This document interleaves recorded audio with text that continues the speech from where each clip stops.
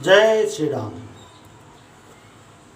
बंधुओं, माताओं एवं बहनों, सभी लोग सोचते हैं कि हमारा परिवार जब खुशहाल रहे, सुख समृद्धि से भरा पूरा रहे।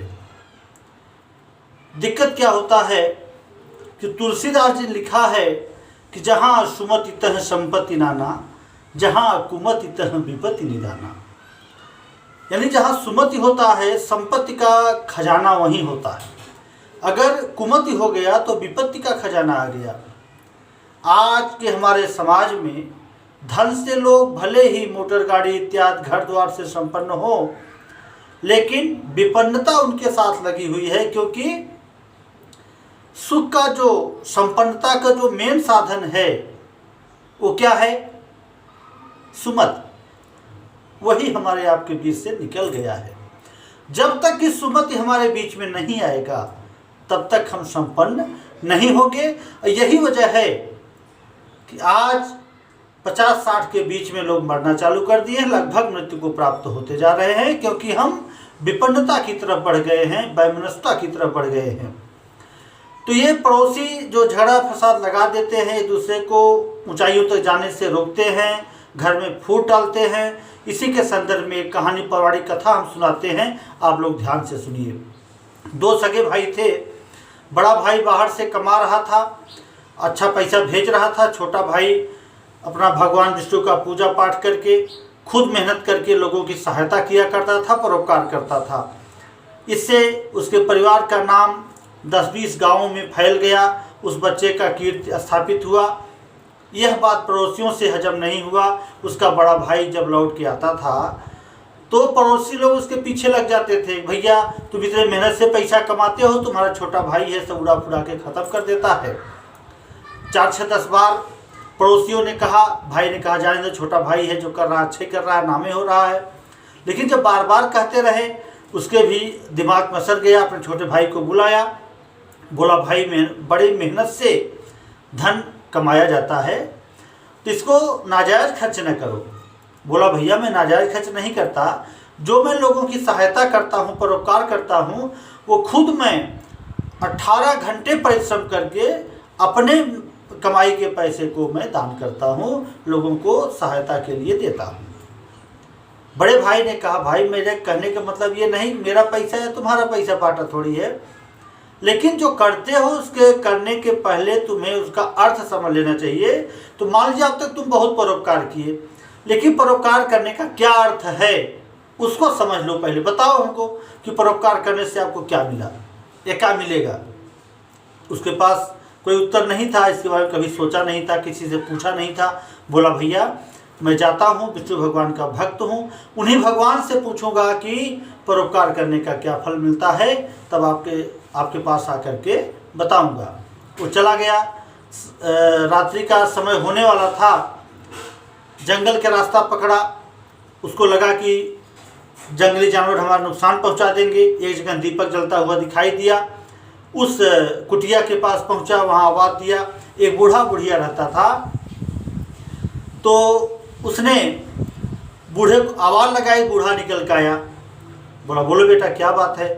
बोले बाबा हमें रात भर रहने का ठिकाना चाहिए था, हमें जंगल पार जाना है, जंगली जानवर रात में हमारा नुकसान कर देंगे, अगर आपको इतराज़ न हो तो आपके यहाँ हम रात बिता लें। बोला बेटा कोई इतराज़ नहीं है, हमारे पास रूखा सूखा जो भी है, तुम भी प्रसाद ग्रहण करना, रात रुको, जहाँ जाना हो फिर सुबह जाना। बूढ़ा गया अंदर। बुढ़िया से बोला कि देख एक राही आया हुआ है, उसको खाने के लिए देना जरूरी है। 2 रोटी रोज़ बनाती हो, 2 रोटी आज भी बना है, उसे 3 भाग करके 1 भाग उस राही को देना है, क्योंकि जो अपने यहाँ रुके उसको बिना खिलाए नहीं रोकना चाहिए। बुढ़िया ने कहा कि अरे तुम राजा हरिश्चंद्र बनते हो, बनो, अपना हिस्सा पूरा ले जाके खिला दो। अरे 1 रोटी तो मिलता ही है, उसमें भी हम बांटेंगे नहीं, हम अपना हिस्सा पूरा खा जाएंगे, आपको देना जाके पूरा दे दो। अच्छा, बूढ़ा आया, आधी रोटी लड़के को दिया, चटनी, आधी रोटी खुद खाया। बोला कि बेटा यही दुर्भाग्य है, 10 साल से मेरे नसीब में यही मिल रहा है, जितना पाते हैं उसमें 2 रोटी बनवाते हैं, 1 रोटी हम खाते हैं, रोटी बुढ़िया खाती है। आज आप राही हो आए हो, 1 रोटी में आधी रोटी आप खाओ, आधी रोटी हम खाते हैं। लड़के को बहुत पछतावा हुआ कि ऐसा भी परिवार हमारे आपके बीच में भी विद्यमान है।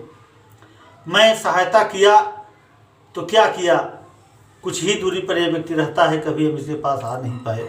बहुत पछतावा हुआ। बोला बाबा हम जाते हैं, सुबह को भगवान विष्णु से मिलेंगे, अपनी बात पूछने से पहले आपके बारे में पूछ लेंगे कि ऐसा क्या है जो आप 10 वर्ष से एक रोटी ही नसीब आपके परिवार को हो रहा है। लड़का गया, भगवान मिले, भगवान के रूप में एक साधु मिले। साधु से पूछा कि बाबा भगवान कहाँ मिलेंगे? तो वो बोला कि बेटा भगवान तो कड़कड़ में वास करते हैं, तेरे अंदर भी है, मेरे अंदर भी है, पूछो, तेरा जो प्रश्न है पूछो, मैं उसका उत्तर दूंगा। लड़के ने कहा कि बाबा एक बूढ़ा बुढ़िया है, 10 वर्षों से एक एक रोटी ही उसको नसीब होता है, इसके पीछे क्या कारण है? बोला बेटा वो तो इस दुनिया में नहीं है, तुम जाके किससे बताओगे, आगे का प्रश्न करो। तो बोले बेटा बाबा जी परोपकार करने से क्या फल मिलता है? बोले बेटा परोपकार करने से जो फल मिलता है ये इसका उत्तर मैं तुमको सीधा न दे करके, यही मायापुरी है, उस नगर में जाना, जब तुम पहुंचोगे उसी समय राजा को एक लड़का पैदा हुआ रहेगा, उसी लड़के से पूछना, वो लड़का तुम्हारे प्रश्न का उत्तर दे देगा। बोले बाबा लड़का कैसे हमसे बात करेगा? बोले तुम ऊपर वाले की विडंबना समझ करके तुम सीधा वहां जाओ, हमसे प्रश्न मत करो, अगर तुम्हारे प्रश्न का उत्तर लड़का न दे तो बताना। अच्छा वो पहुंचा सीधा राज दरबार में, राजा से निवेदन किया। राजा ने कहा ठीक है भाई तुम जाके मिल लो। लड़के से पूछा, लड़के ने कहा कि आपके प्रश्न उत्तर मेरे पास नहीं है, यहीं ठीक पीछे एक साधु सरोज है, उसके यहाँ सूअर ने 5 बच्चे को जन्म दिया है, उसमें एक जराना सूअर है, उसी से पूछो तुम्हारे प्रश्न उत्तर दे देगी।